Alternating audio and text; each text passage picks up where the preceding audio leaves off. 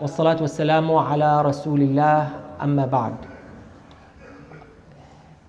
It is narrated that the Prophet ﷺ said, عرضت علي الأمم فرأيت النبي ومعه الرجل والرجلان ورأيت النبي ومعه الرهط ورأيت النبي وليس معه أحد. So in this narration, the Prophet ﷺ tells us that the nations were shown to me. The nations, meaning all the civilizations, all the people, all of the cultures before the Prophet ﷺ were shown to him. How was it shown? We don't know. It could have been in a dream, and some scholars say it was maybe in the night of Isra and Mi'raj. That's not really important. What is important is the message. And here the Prophet said that the nations were shown to me, and I saw the Prophet and he had only 1 or 2 followers. And I saw another Prophet and he had only a handful of followers. And then I saw some prophets and they had no followers at all. Now we know there are many prophets that were sent to their people. Some people think there are only a few, like in the Quran, only 25 prophets are mentioned.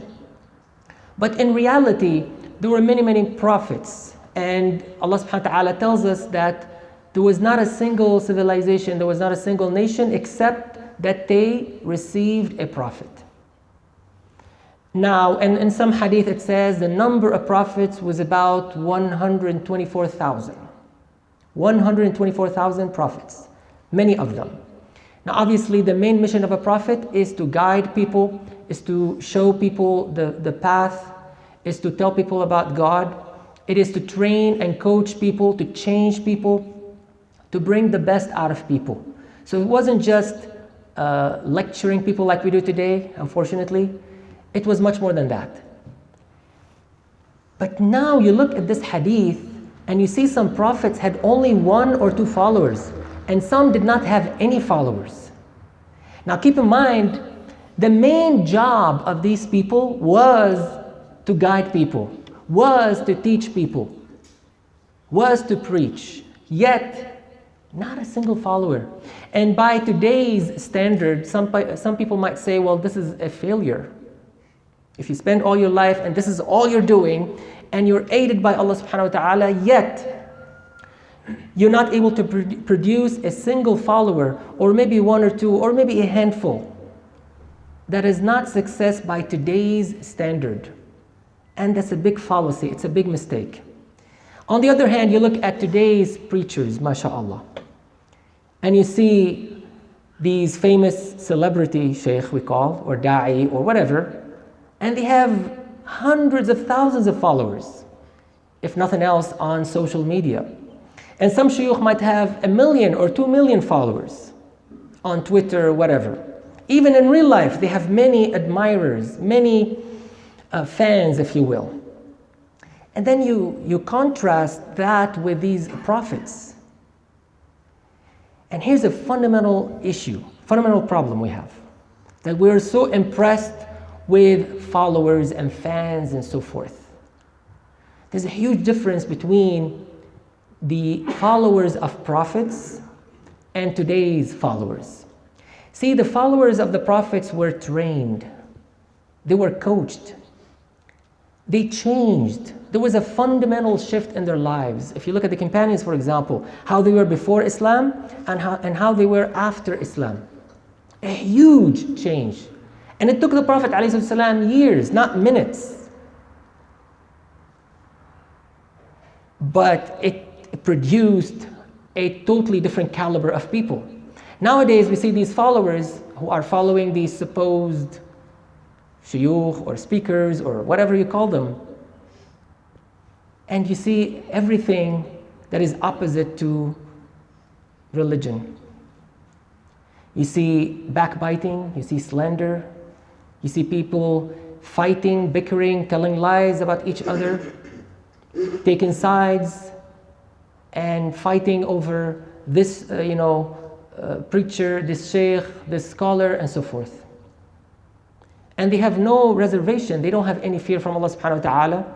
They might fabricate something about someone just because he belongs to the other camp or the other party or the other group or the other madhab or the other school and so forth.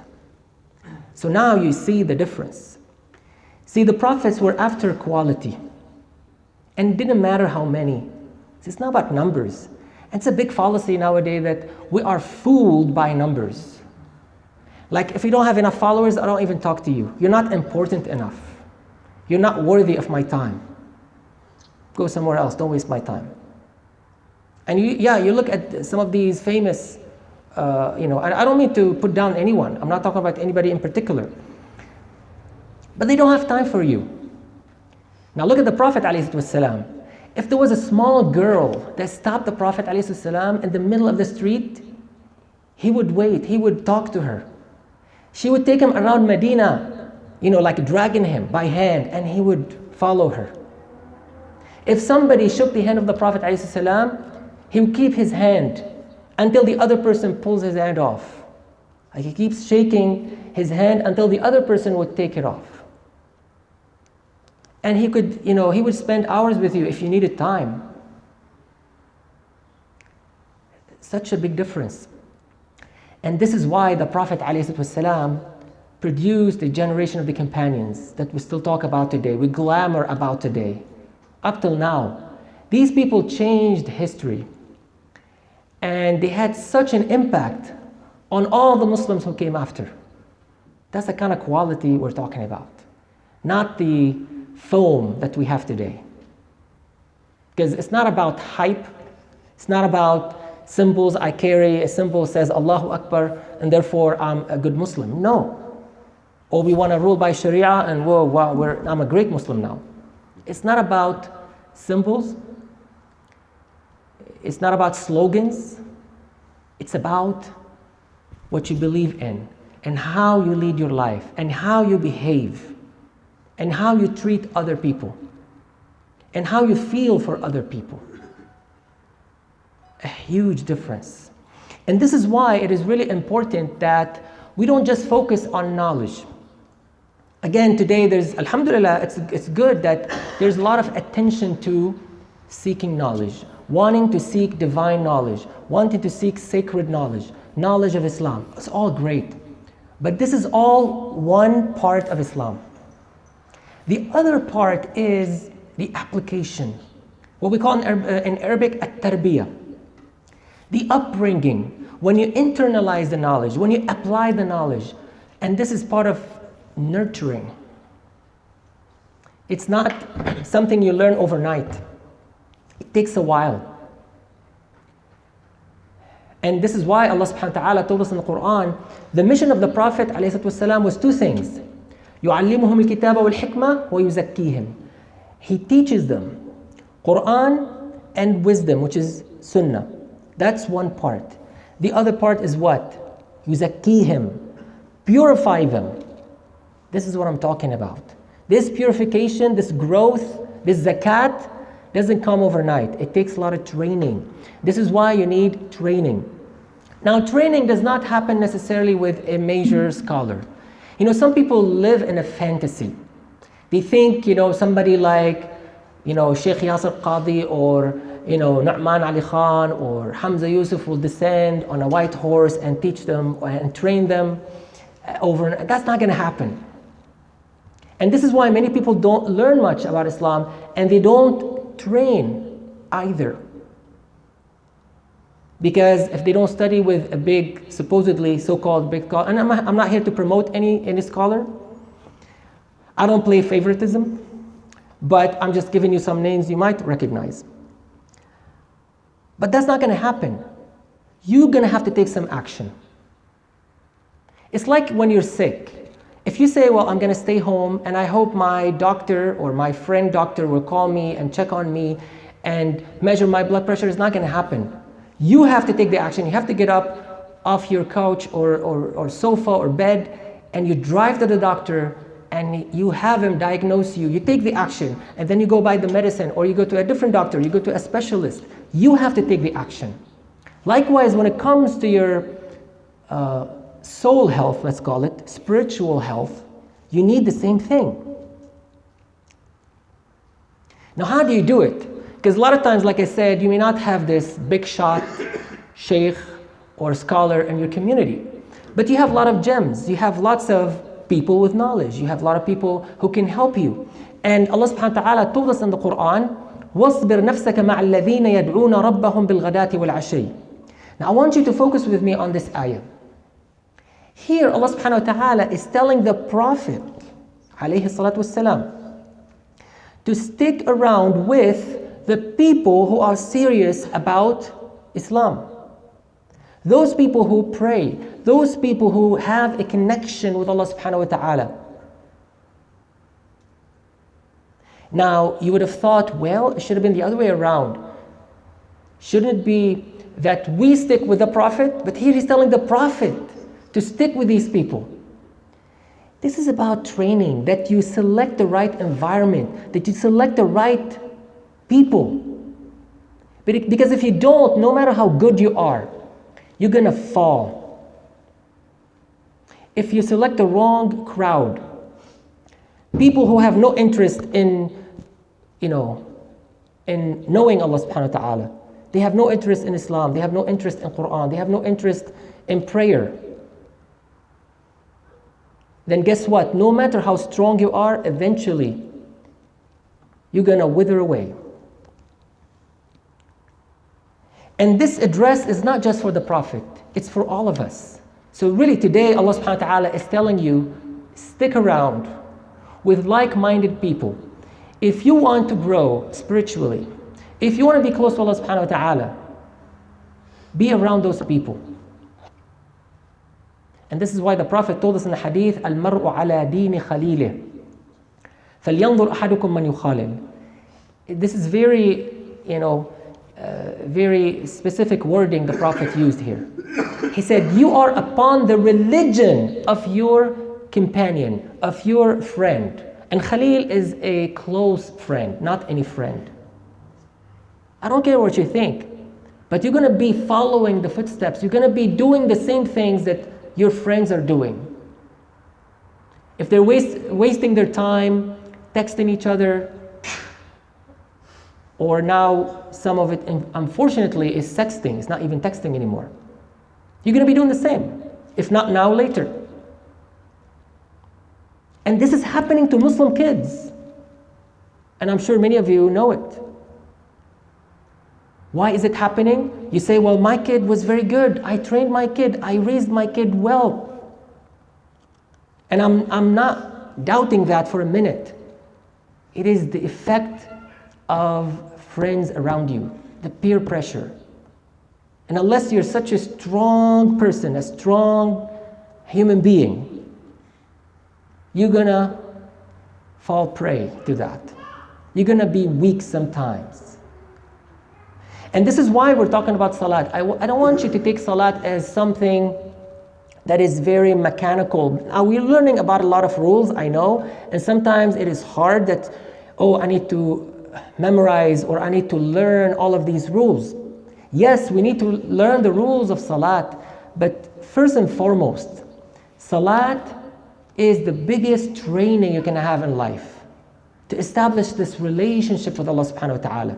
Because I tell you, if you don't have that relationship, you're going to be lost in life.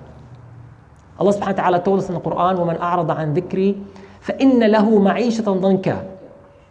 You turn away from me, Allah said, and I promise you, you're going to lead a miserable life, He said. مَعِيشَةً ضَنْكًا. You turn away from me, and I promise you, you're going to have a miserable life. You don't see it now, you're going to see it later. It's a promise from Allah subhanahu wa ta'ala. So it's your choice, you do whatever you want, but it's going to happen. And subhanAllah, I feel so sad when I see, for example, young people contemplating suicide, thinking about suicide. I mean, think about it. Someone who is still very young, they get their full life in front of them, as we say. They have so much to explore, to discover, to learn. So much energy and so much health and youth. Yet, they contemplate suicide because there's so much emptiness inside. A lot of times, there's no one to talk to, not even their parents, not even their relatives or friends, and they're left alone. And they really entertain committing suicide, and some people do it. Now imagine that you have this relationship with Allah subhanahu wa ta'ala, because Allah subhanahu wa ta'ala will never forsake you. He will never disappear. Like a friend can leave, they can leave town. A parent might be busy. They might be overwhelmed with work and other responsibilities. But Allah subhanahu wa ta'ala is never away. And He's always near you. And He's waiting for you. I mean, He doesn't need us, but He's always waiting for us. Imagine if you can establish that relationship with Allah subhanahu wa ta'ala. You'll never feel alone anymore. You're not going to feel alone anymore. And this is really the primary mission or objective of Salat, to establish this relationship. And this is why the Prophet, and this is a totally different outlook. The way we look at Salat today is, it's just another burden. It's just another thing we have to do. The minute you say, well, I have to do it, and you do it like that, you're really missing the purpose of Salat. You're really missing the sweetness and the appeal of Salat, the joy of Salat. This is exactly what the Prophet used to say, that this Salat is my joy of this life, of this world. وَجُعِلَتْ قُرَّةُ عَيْنِي فِي الصَّلَاةِ, like the settlement of my eye. This is an expression that the Arabs used to use. What is the settlement of my eye? Well, if I like to stare at something for a long time, and it's so cooling and settling for the eye, that is qurratu ayn. It's something you enjoy looking at. So he said, from all this world, all this life, Salat was the thing I look for. Salat was the thing that will quiet and settle my eye. It's like a coolness for my soul. Because in life there's so much stress, even for kids now. We have people, kids under stress. Thanks to school. They put so much pressure on you, right? Poor souls, all of us, right? And immediately after you graduate, you have to go work for the rest of your life.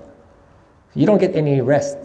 So you do need those daily rests. And it's exactly what the Prophet used to say.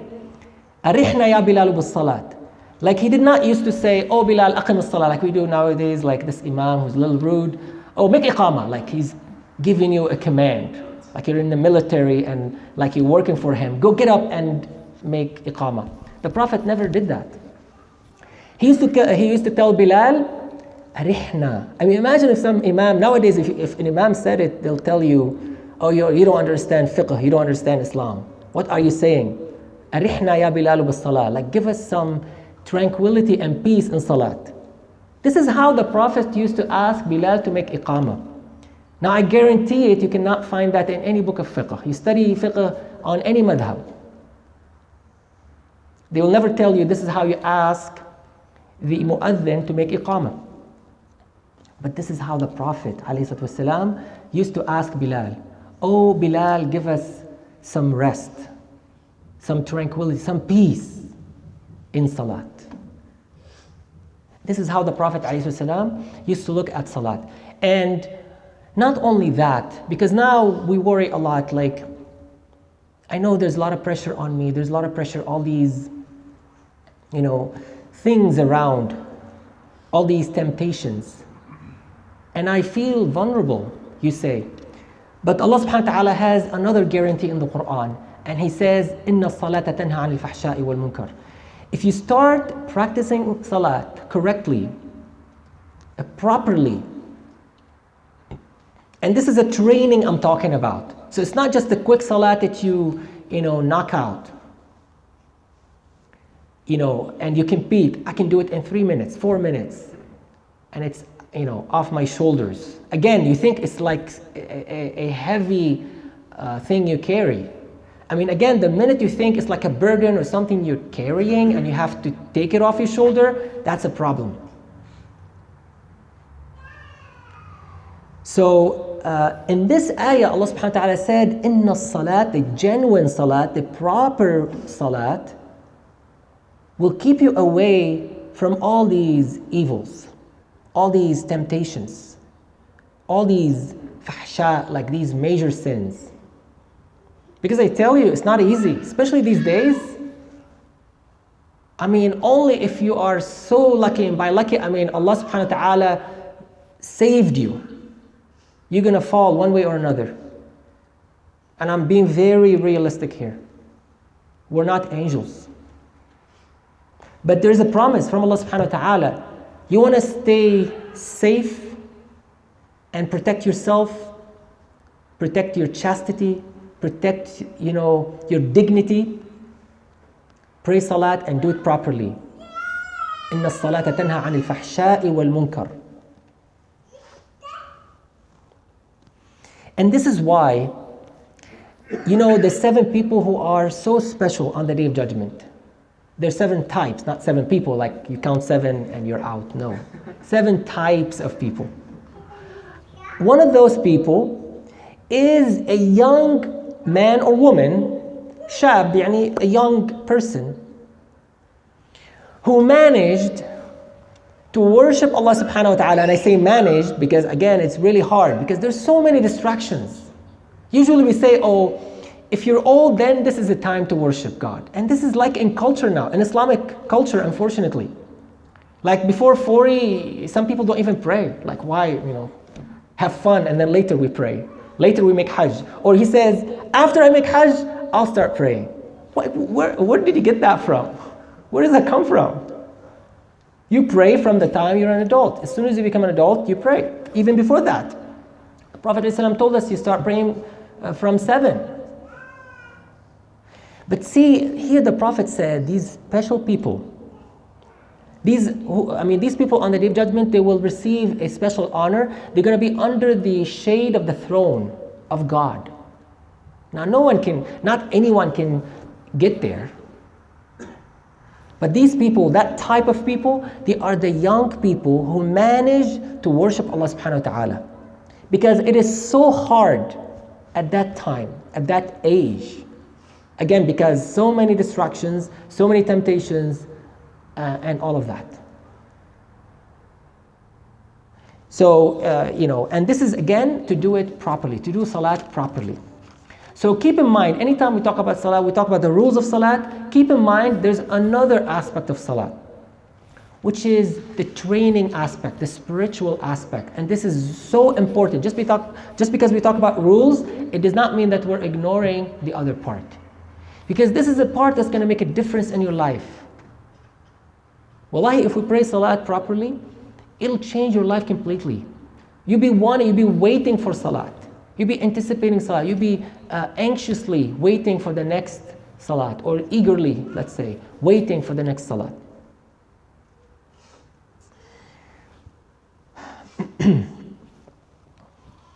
One aspect about salat, by the way, since now we finished talking about tahara, right? And we did not necessarily mention a spiritual aspect of tahara even. It's not just salat, even tahara, the purification aspect has a spiritual dimension as well. And I don't think we mentioned much about it, but today let me just highlight something. Remember when we talked about wudu?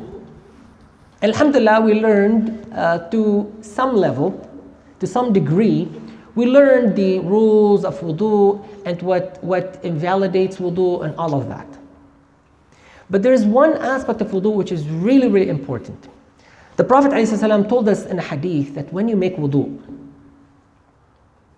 and you start rinsing your mouth, he said every sin that you committed with your mouth, like speaking ill of someone, slandering, telling lies, I don't know, any kind of sin that you can commit with your tongue, he said the minute you rinse your mouth in wudu, all these sins will fall. So think about it. I mean, since we do it like 5 times a day, and this is why the Prophet told us between every two salat, the minor sins at least will be forgiven. I mean, don't go kill someone and say, well, I'm going to pray and all my sins will be erased. We're talking about minor sins. Okay? So, he said when you gargle, when you rinse your mouth, all the sins that you committed with your mouth will be rinsed away. And when you wash your face, all the sins that you committed with your face, like what? Maybe you're looking at haram. You're looking at someone you're not supposed, or something that you're not supposed to look at.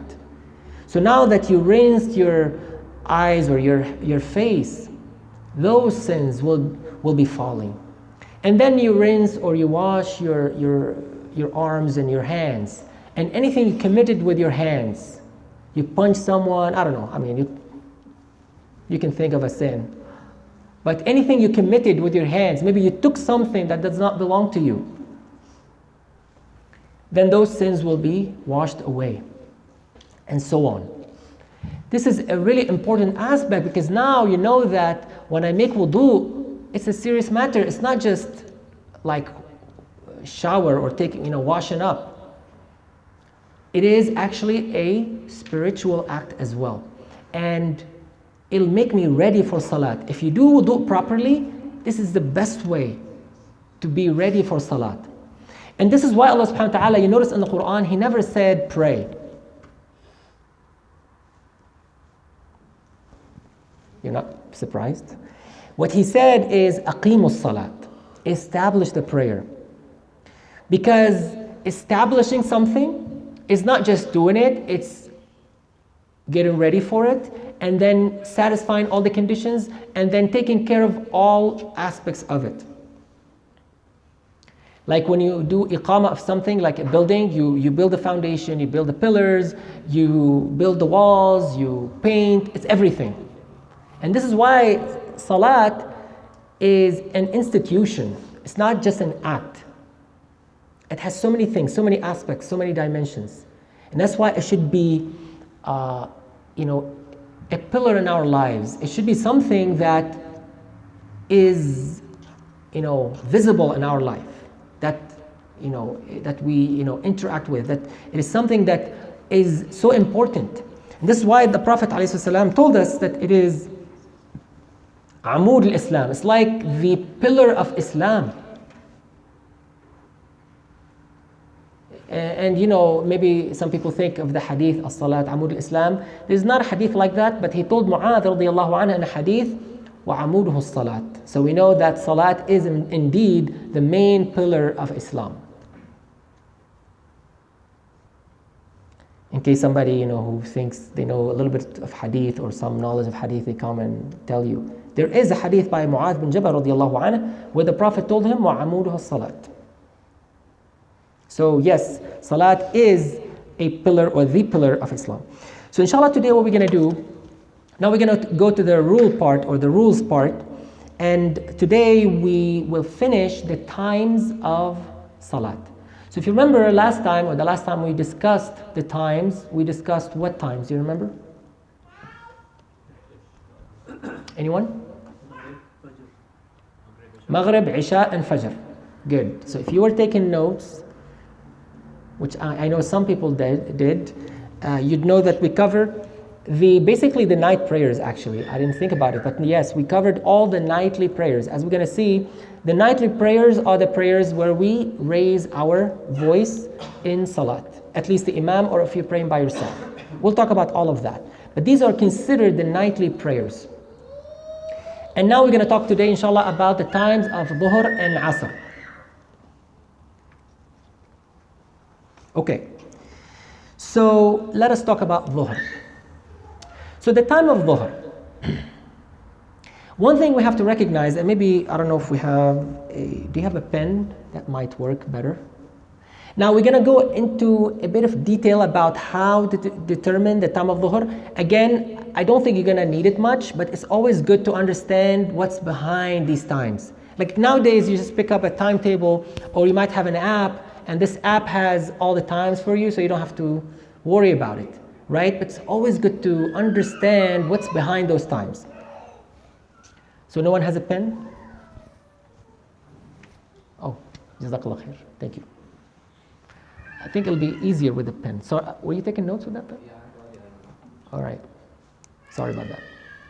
You can have it back, maybe in a few minutes. So think of this, and in Arabic, the scholars of fiqh, they call this ash-shakhis. It's basically any object that you could stick in the sand, for example, and it'll help you detect the shade of an object. And this is important to measure the position of the sun in the sky. So this is an object, we can call it a shakhis in Arabic or anything. It could be a stick or something like that. All right? Now, so you have this, object, and as the sun rises from the east, right? When the sun rises, this object is going to have a long shade. And the shade will be pointing toward what direction? West. The west. Very good. Again, the sun rises from the east. The object or the shade of the object will be pointing toward the west. Now, as the sun rises, right, that shade is gonna diminish, right? The length of the shade will diminish. It'll keep diminishing until comes a certain point. And this point, the scholars refer to it as Fay al-Zawal or Dhull al-Zawal. This is a shade at zenith, like noon. It's exactly when the sun is in the middle of the sky. Now, there's going to be what we call a minimum shade. The shade will not disappear totally because we're in the northern hemisphere. So you're still going to have some shade, maybe very small in some cases, but you will have some shade. This is important. This is what we refer to again as Fay al-Zawal. It's we can call it the shade of the zenith. All right? You with me so far? Yeah. All right. It's not Dhuhr yet. In fact, it is forbidden to pray in that time. This is like exactly midday or noon. And it doesn't have to be exactly 12 p.m. Right? Now, the minute the shade starts growing again, and now the sun has moved, right? So now the sun has moved toward the west. This shade will be pointing toward what now? East. The east. The minute the shade starts growing again, this is exactly when the time of Dhuhr enters. Okay? So if you're in the desert, you don't have your phone, and you don't have a timetable, and you're stuck, and you want to pray, this is how you determine the start of Dhuhr. Okay? So again, you look for that minimum shade, you wait, and you keep watching. The minute you start seeing that shade growing again, this is the entry of Dhuhr. This is the time of Dhuhr. Okay. So this is the start of Dhuhr. Now, that shade is going to start growing and growing toward the east because the sun is moving toward the west, right? Now, there come a time when the length of the shade is equal to the length of the object plus that minimum shade. We cannot forget about that. If you're in the equator, for example, then that minimum shade will be 0 if you're right at the equator, the middle of the earth. But anywhere else in the south or the north of the center, then you're going to have some minimum shade. So when we look at the end of Dhuhr, you make sure that you have the shade equal to the object, the length of the shade equal to the length of the object, plus that minimal shade. And that is when the time of Dhuhr ends and the time of Asr starts. Is that clear? So let's say, I don't know, in centimeters, if the minimum shade was, let's say, 2 centimeters, and that's going to depend on the length of your object too. And then let's say the length of your pen or your object was, I don't know, 5 centimeters. Then when the length of the shade is equal 7 centimeters, so that's 5 the length of the pen and 2 the length of that minimum shade, then this is the end of Dhuhr and the start of Asr. And the times of Dhuhr and Asr, they, as we say, they don't intersect. According to some schools like Maliki, they say there's a small intersection. And the Shafi'i say they don't really intersect because as one finishes, the other will start. It's not a big difference of opinion.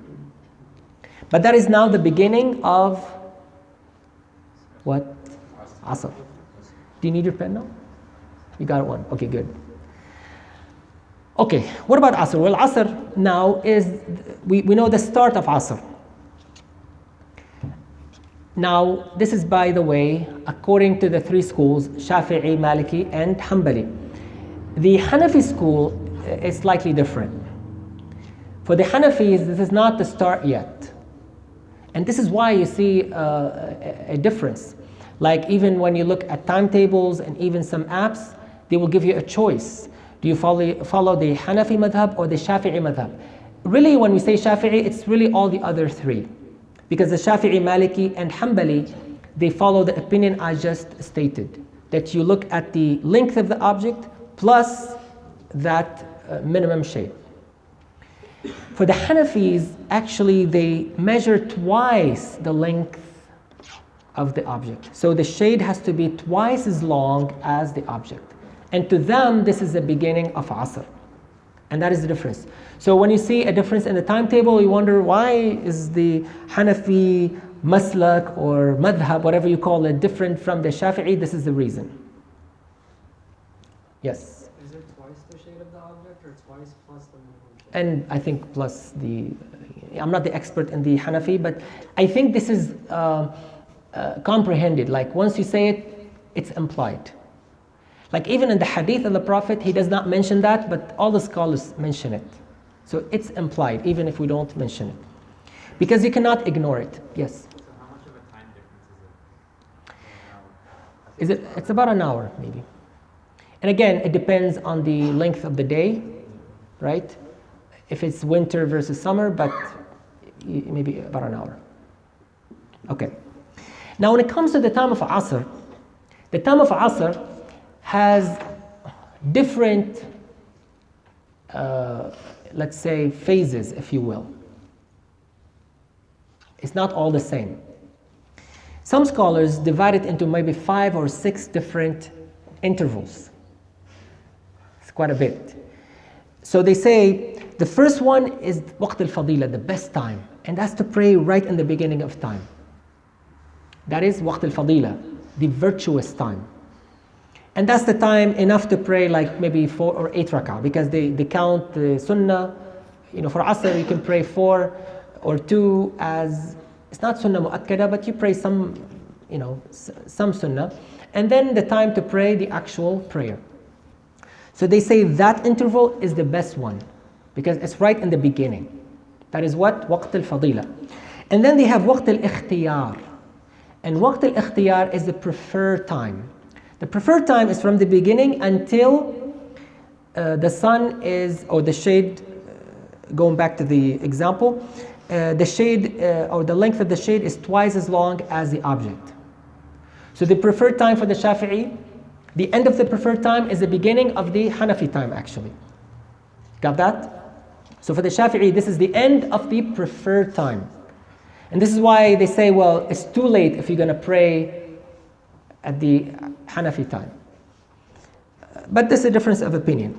So we said this is the preferred time, Waqt al-Ikhtiyar.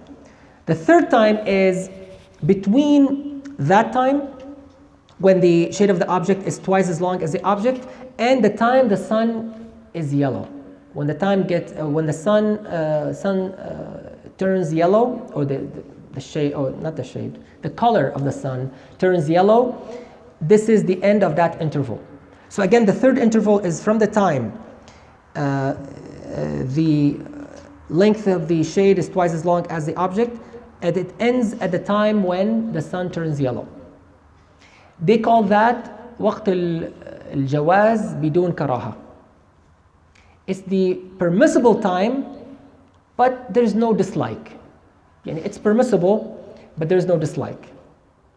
And the last period is from the time the sun is yellow until sunset. And they say that is the permissible time, but it is makruh to pray in that time. It is disliked that you pray in that time. Got that? You never thought of Asr like that, right? So these are the 5 different times. And some scholars add one more, and they say this is the haram time. And that is to wait until the sun is about to set, and you barely have time for maybe 1 rak'ah, and you go and knock 4 rak'ahs like crazy to make that time. They say if you don't have enough time to finish the 4 rak'ah before sunset, then that is the time that it is, haram. Meaning you should still pray, but you may get some sins because you waited so much that now you don't have enough time to finish the whole prayer. But it still counts because the Prophet told us ﷺ, that if you catch 1 rak'ah before the sun sets, then you've caught Asr. Then you have caught Asr. من أدرك ركعة من العصر قبل غروب الشمس فقد أدرك العصر. So it's not considered qada. It still counts as prayer on time. But that time is really, really late. Okay? So these are if you want to look at the Asr, if you want to dissect the times of Asr, this is how you'd look at it. And I gave you the full version, but some scholars, they simplify it and they say there's only 2 times. One is ikhtiyar and the other one is darura, and that's it. That's much simpler. But now you have the full version in case you wonder. So these, inshallah, the times of Salat. Like I said, last time we covered Maghrib, Ishaa and Fajr. This time we covered Dhuhr and Asr. Do you still remember the times from last time? The Maghrib and Ishaa and Fajr? Should I quiz you? Yeah. Ready? So when does the time of Maghrib start? Yes, over there. You have to raise your hand, sorry. Huh? 10 minutes after sunset? Oh, yeah, don't trust that. By the way, good observation though. 10 minutes after sunset, no kidding. Okay, that is the Iqamah, yeah. So the time of Maghrib is when the sun sets completely. Like you don't see any part of the sun, as we said last time. So if you still see the edge of the sun, that's not time for Maghrib yet. You wait until the whole sun sets. And that we said against the horizon. So if there's a mountain, obviously, and the sun goes behind the mountain, that is not sunset. It has to go and disappear behind the horizon. That is the beginning of Maghrib. Now you can choose to make Iqamah, 10 minutes or 20 minutes after Maghrib, that's different. But the beginning of time is once the sun has completely set behind the horizon. Okay? What about the end of Maghrib?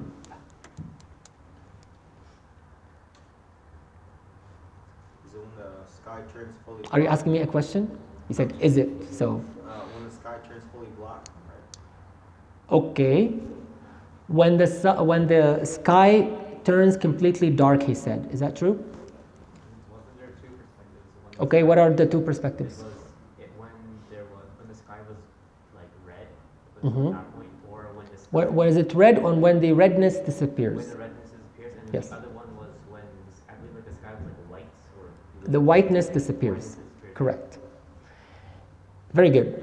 So you were taking notes, or you were, taking mental notes or written notes. Very good.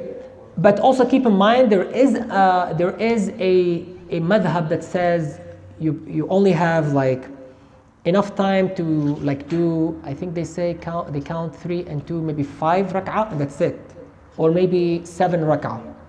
And this is the madhab that says you have to pray Maghrib immediately after sunset. Like you cannot wait. You don't wait. You just pray as soon as possible. But the opinion that I follow is that you have enough time until time of Isha. And the time of Isha enters, as the brother mentioned, there are two opinions. One that says when the redness disappears, and that is the madhab of Shafi'i and others. And the other one says when the whiteness disappears. And here we're talking about the twilight. So any amount of redness would have to disappear. And that happens before the whiteness disappears. And that's the Hanafi madhab, that you wait until the whiteness disappears. And that's a safer madhab, if you will, for Isha. That you wait until every possible light is gone from the skies. This is when you start Isha. So we already told you the beginning of Isha. So what about the end of Isha? Or what are the different times of Isha? We talked about different intervals, right? We need some new people here.